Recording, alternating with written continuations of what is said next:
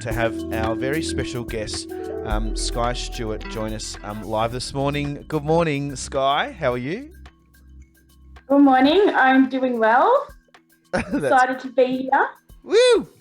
We're always excited to have guests. We have guests on only Tuesday, Wednesday, Thursday, so it's always a real treat. But we love hearing about people and listening about your journey and life. Whereabouts are you streaming from? Are you up on country today?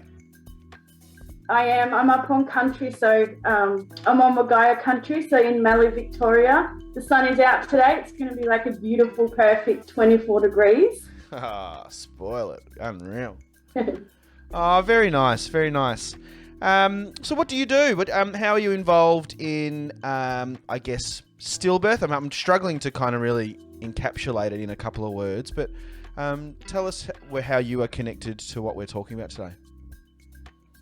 Yeah, so I'm a midwife. I'm a registered midwife. I have been for 15 years. I came about midwifery after having my first baby. So I was a baby having a baby. I was 19. Wow. When I had my son, and was also finishing year 12 at the time. And it was my experience after having my boy that I decided, this is what I want to do. This is where I want to go. So I finished up year 12, took my baby to uni with me, my first year uni, going to lectures, holding this little bubba.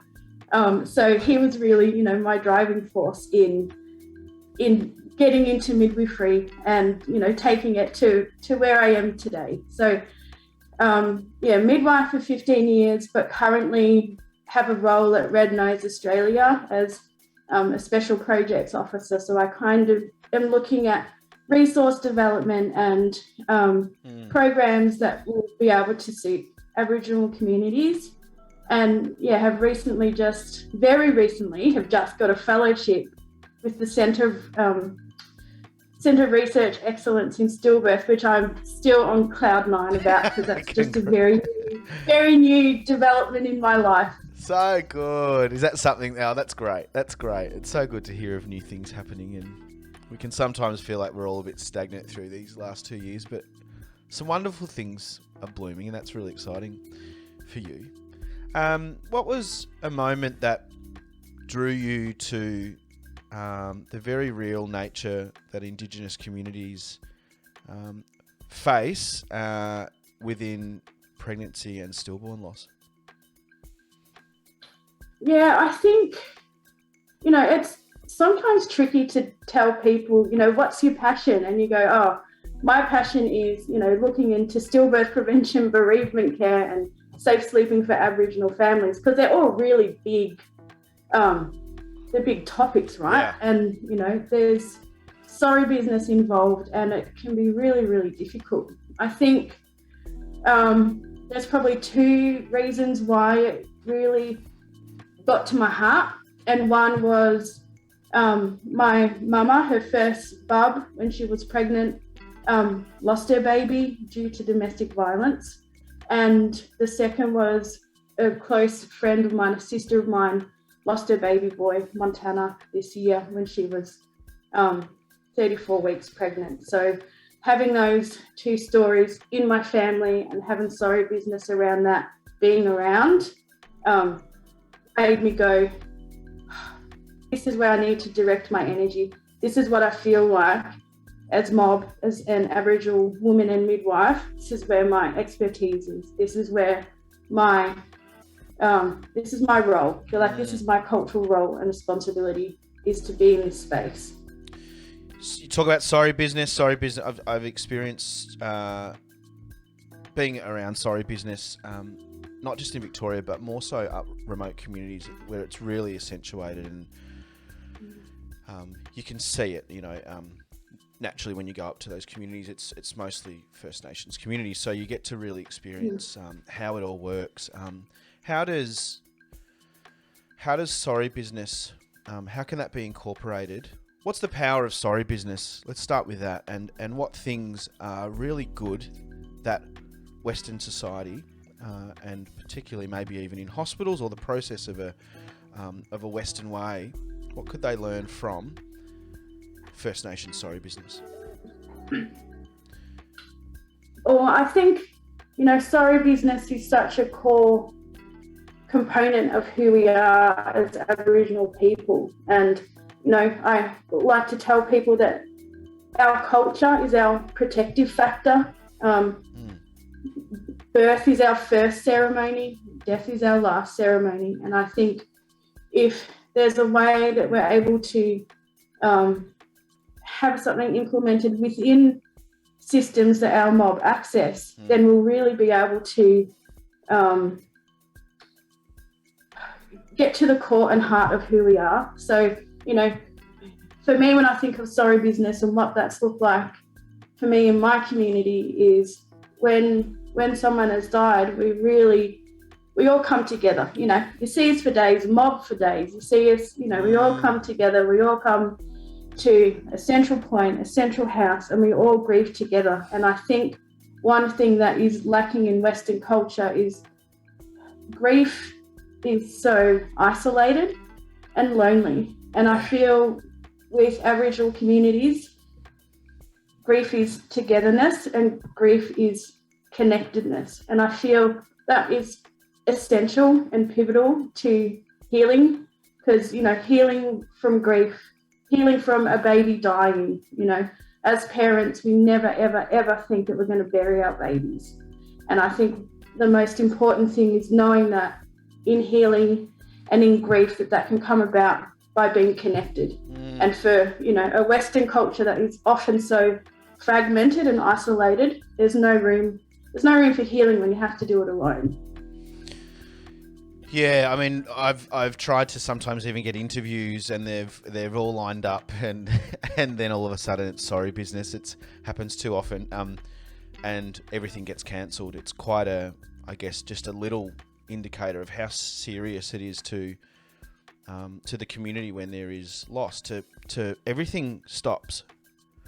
We don't see that as often in Western culture. I got to go to work, or they don't want to. You're spot on. They don't want to seemingly bother anyone else outside of they got a bit of shame or something, But it's quite insular. Whereas it's It's completely different in First Nations culture. It's like the whole community stops.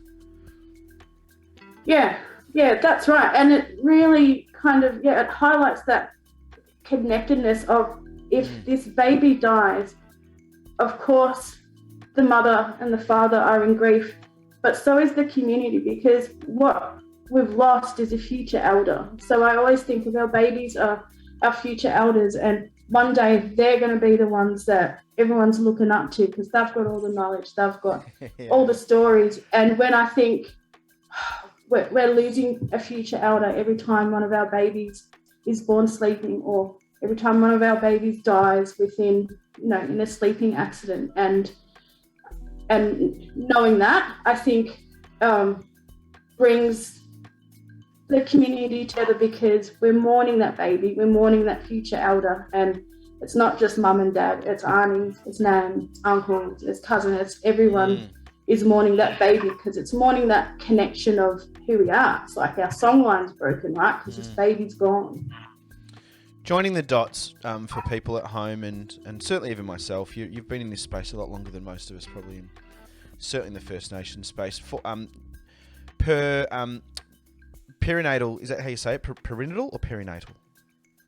Perinatal. Perinatal deaths, 14 in Indigenous versus 9 in non-Indigenous space. What are some key factors in that stat? Is it as simple, so, the common person may or, people that, just their knowledge might be up to, well, I'm aware that the stats are quite different in Indigenous versus non-Indigenous. A lot of areas, health, location, experience, circumstantial, generational. What's some key factors that you find that people might not understand? Yeah, I think a lot of what you've already said. So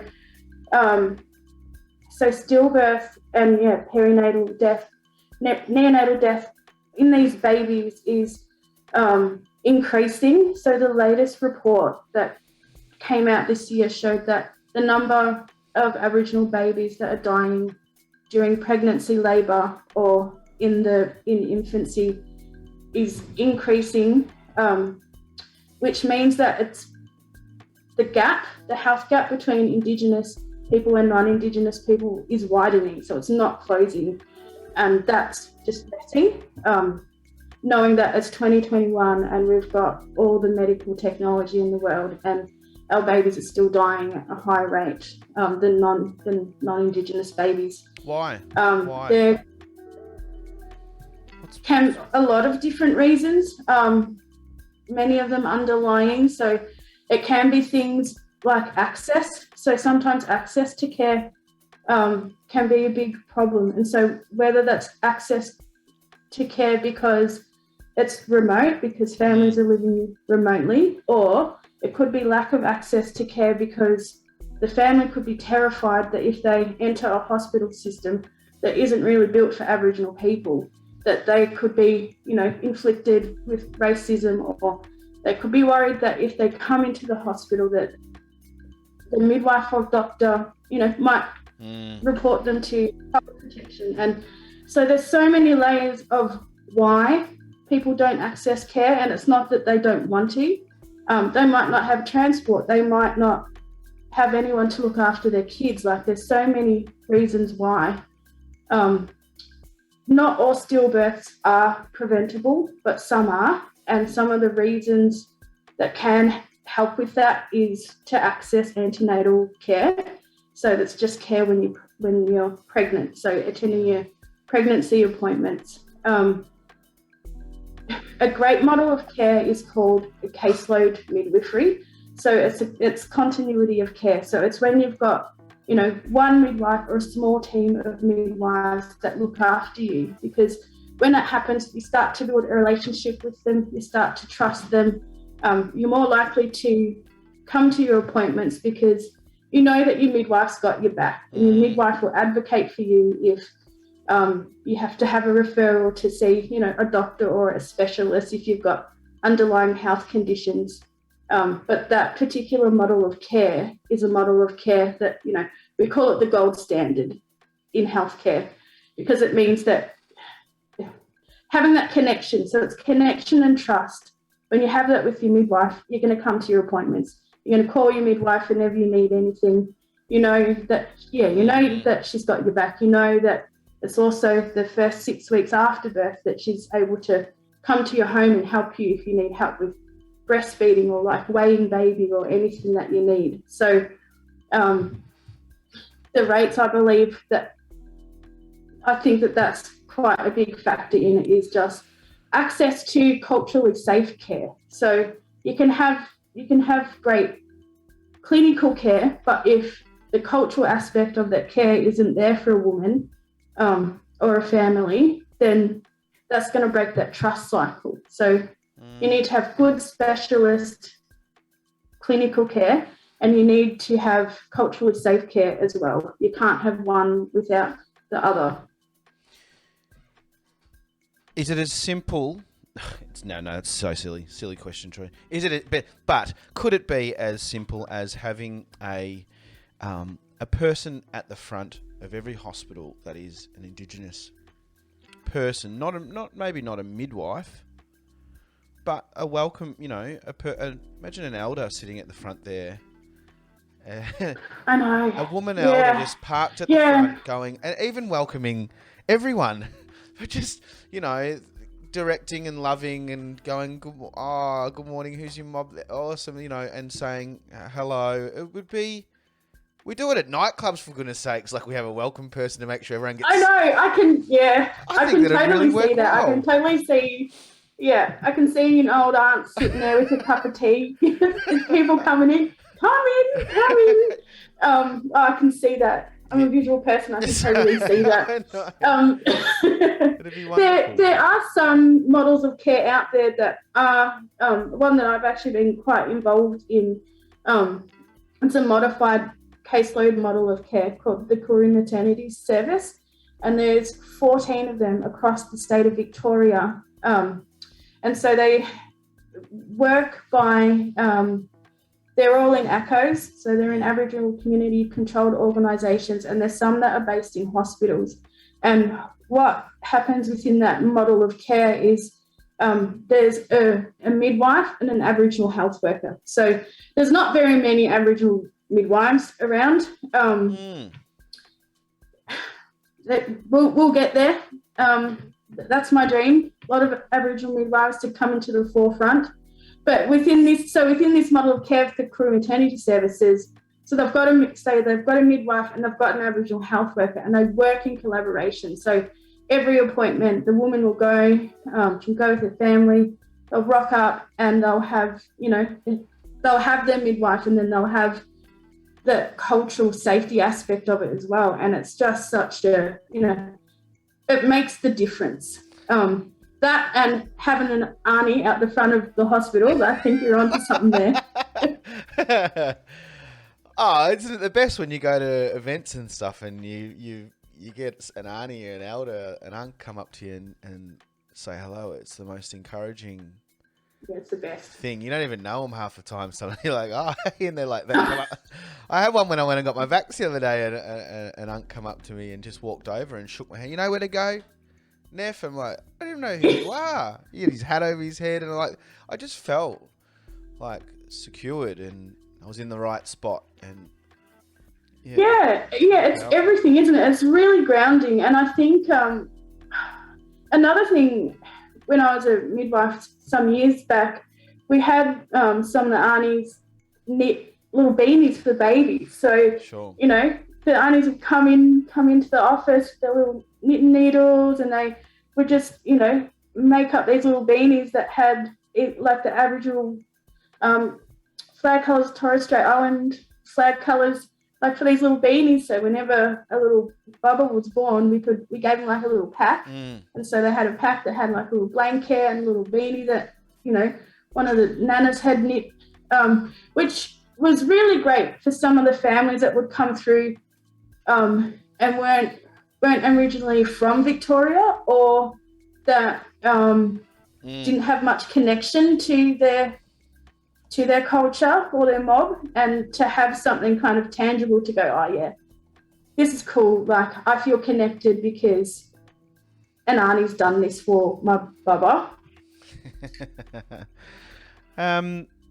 When dealing with when you're talking about recovery and talking about some pretty swirling thoughts, I mean, there would be some sad stories of neglect and personal neglect, family neglect. It can trigger some pretty serious and hard to deal with behaviours. How do you offer First Nations peoples, families, support when you might see they're heading the wrong way, or they're in danger of letting this get out of control, if you to call it that, whilst being mega sensitive about the reality? How do you pull them back and get them healing in the right way? Yeah, look, I think in the moment, if it's happening in the moment, if I'm, the person caring for them, I mean, there's referrals to places and things you can do, but in the moment, the real tangible things that I've often done is just sit with them. It's what us mob do all the time. Just sit with them. And I often remind people, and this is like a big switch between Western culture and our mob, is silence is fine to us. Like, silence isn't awkward unless you make it. And there's been so many times where you can see someone's about to lose it, and you just sit there with them, whether it's in the gutter, whether it's in the hospital bed, whether it's at the funeral parlour at the baby's funeral, and you just sit there, and you don't often have to say anything, but it's just that presence and being there and knowing that, someone's there for you. And I think when people are starting to lose it, that they start to lose it for all sorts of reasons, right? But I think the heart of it is, if you don't have someone there with you, then you can just spiral. But I think the difference is, if you know that someone's around, someone's got your back, someone's got their eye on you, you're able to really kind of just sitting with someone can actually really de-escalate a situation if they're about to lose it or not. It's really, funerals for babies is just devastating, and that's, I guess that's really often the time when everyone is on edge. Everyone's on edge because it's a baby. They've lost a baby, and I think, in those times, I think remembering, like I said earlier, that culture is really your protective factor, and so get them back on country. Go on, putting your feet back on the dirt, just trying to connect in with something that's bigger than yourself, can often help in those times when you feel so lost. Talk about something, it'll probably mean something or look different to everyone, but that connecting to something bigger than yourself. If country doesn't work, what do you see as alternatives? Because reality is, connecting to country isn't. It doesn't work all the time. I don't think. That's probably a hard thing for Indigenous people to admit, but some people don't get what they want. That's right. It doesn't get finalised by spending a couple of weeks or months out on country, and they return, and it's very scary to think that they might be told, "Hey, you need to get back on country," and it doesn't work. How does that go? Well, I mean, I think, if someone's lost a baby, there's going to be a lot of things put into place to make sure that the health and well-being of that family is being looked after. And so whether that's, referrals into different services so that they're linked in, and so that they know that they're, you're right. If you've lost a baby, just saying to someone, just go back on country. It can be a bit like jump in your car, sit by a tree. Yeah. Just sit by a tree until you sort yourself out. Like, that's not going to work. It can help though. So that is one element. And so I think it has to be a holistic approach. So, there's so many services, and there is quite a lot of services within, Aboriginal community controlled organisations where it is holistic. So you'll have your Aboriginal health worker, and you can have your psychologist, and there's multiple different phone lines that are 24 hours that Red Nose is one of them. So you can call them at any point and say, I'm losing it, I'm really upset, this is what I'm feeling. So there are a lot of different there are places for help.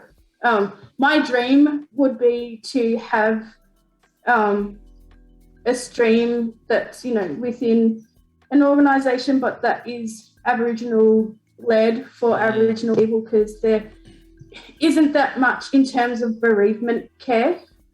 So, I would love if there was, some kind of drop-in centre that you could go to, or that you could be assigned a worker for, say, 6 months after your baby has died, and it's led by the parents, to support with things like, there's lots of things like how to fill out for a death certificate or funeral arrangements for your baby, or, that point around 3 months after a baby has died, when everyone's kind of gone home and then life moves on, but it hasn't for you because your baby has just died.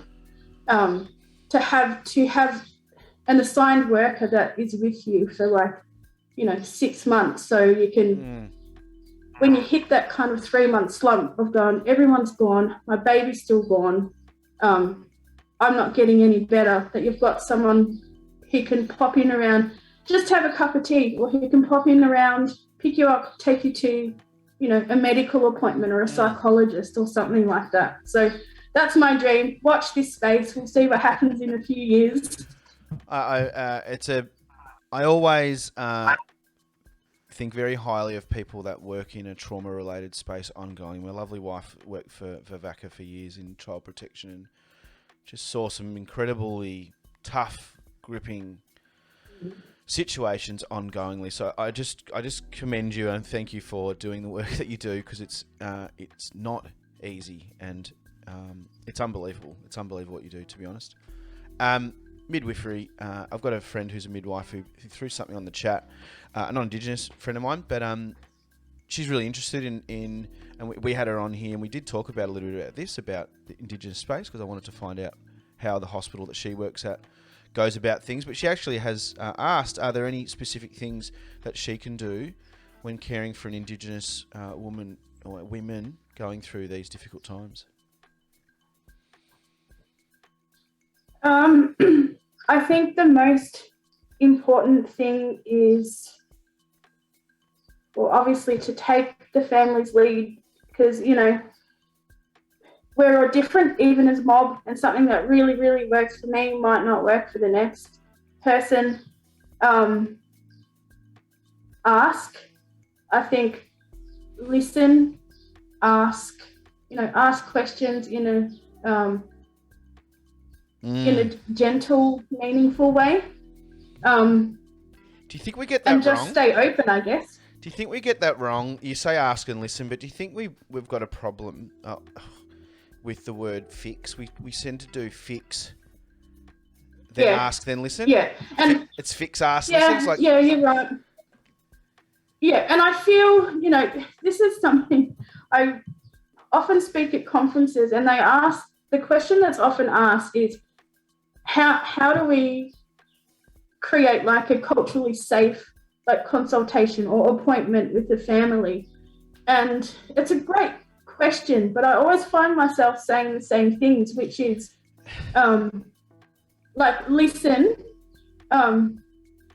respond, don't react. We don't need fixing, but we want you to walk alongside us.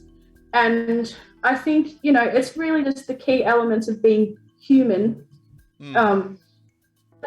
that often get missed in the picture when, you know, when you're a midwife or maternal child health nurse or a doctor working in a busy system, time constraints, fragmented care, it can be tricky. But I think if you can just kind of bring it back down to what it is to be human, relating to another human, that you can't go too wrong with that. Yeah, but it does go wrong. It's very hard, isn't it? Because it does rely on a lot about how that person speaks, how that person, their body language. It's a lot of pressure for a midwife, I think, to be that one person. Yeah, it is. And I think language is so important. And sometimes it's not what you say, but it's how you say it. So you can have a conversation with someone, two different people could have that conversation, and it could really affect the person in really different ways, depending on how it's said. Like the way that your messaging gets across can have like a lifelong impact on someone. Like you could listen to them and go, oh, that didn't feel good. I feel like I'm being accused of something. Or you can hear it and go, oh, that's good. I understand what they're saying.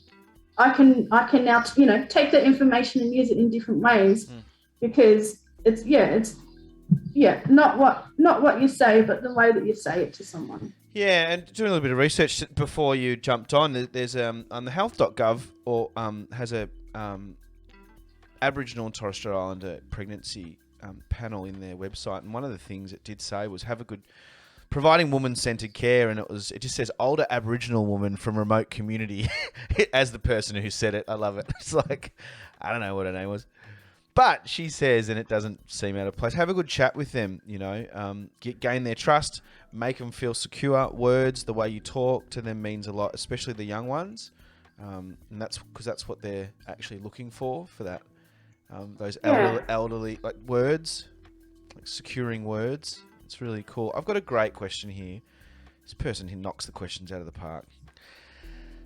I wish I asked it, but it's a great thing. But we've got this live chat line, and people are really supportive of this particular segment. So thanks heaps for joining us.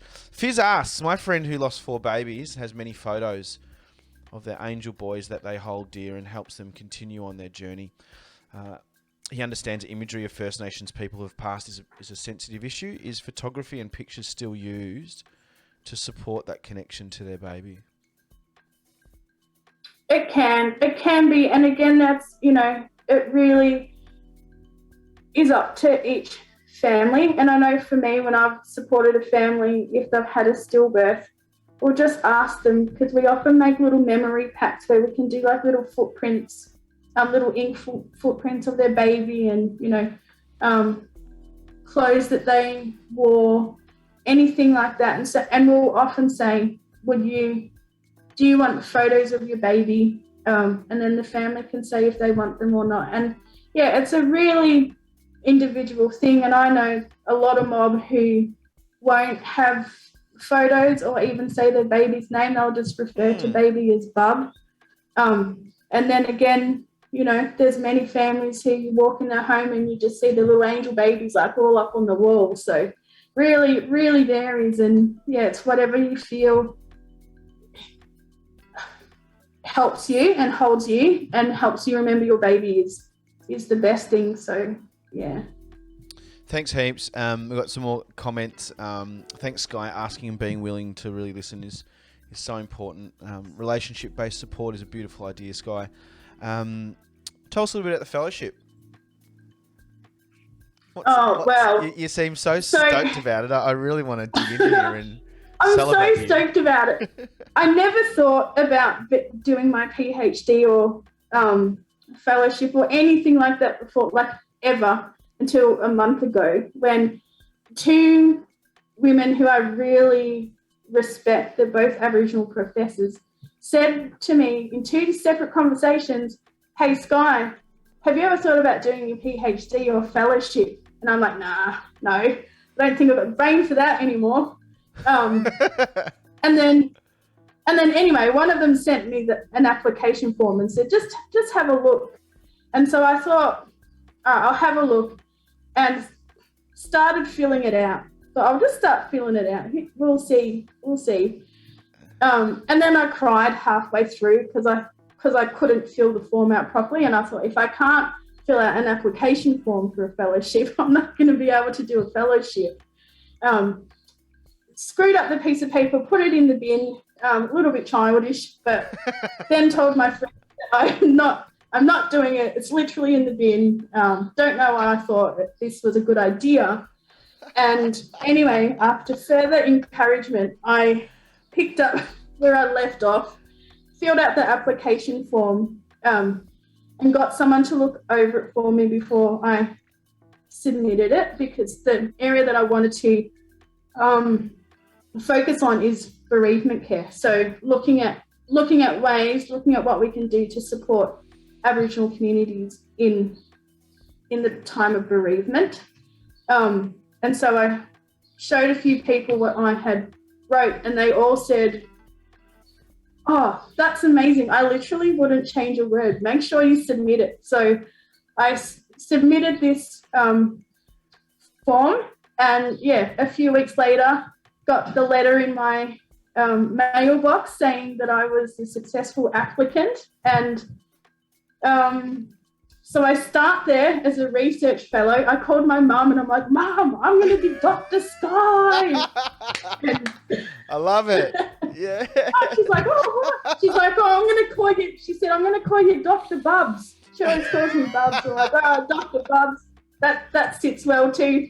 So I'm starting there. I start next week. It's going to be a learning journey because I don't know research. So it's going to be like learning a new language. But I think, like they reminded me, it's my passion that got me there, and my expertise in that space, and really wanting to drive and make change in that space, because there's just not enough there for our communities in the bereavement space. And there needs to be. So, yeah, watch this space to see what happens over the next few years. We will.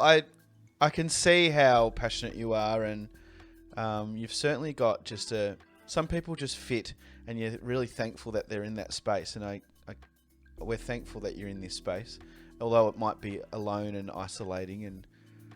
But I think you're definitely an encouragement to other Indigenous people. I'm going to put this on YouTube and Facebook and Instagram, and hopefully some more Indigenous women follow your lead and get into that space, because you're spot on. I think one better than, I mean, the current landscape is non-Indigenous people are in the spaces, and to educate them and to support them, but also getting First Nations people in there you wouldn't have to teach someone. Well, you would think so anyway. Not that they're going to be straight out of the block and be unreal at it, but it makes more sense to them to match up. It's so good.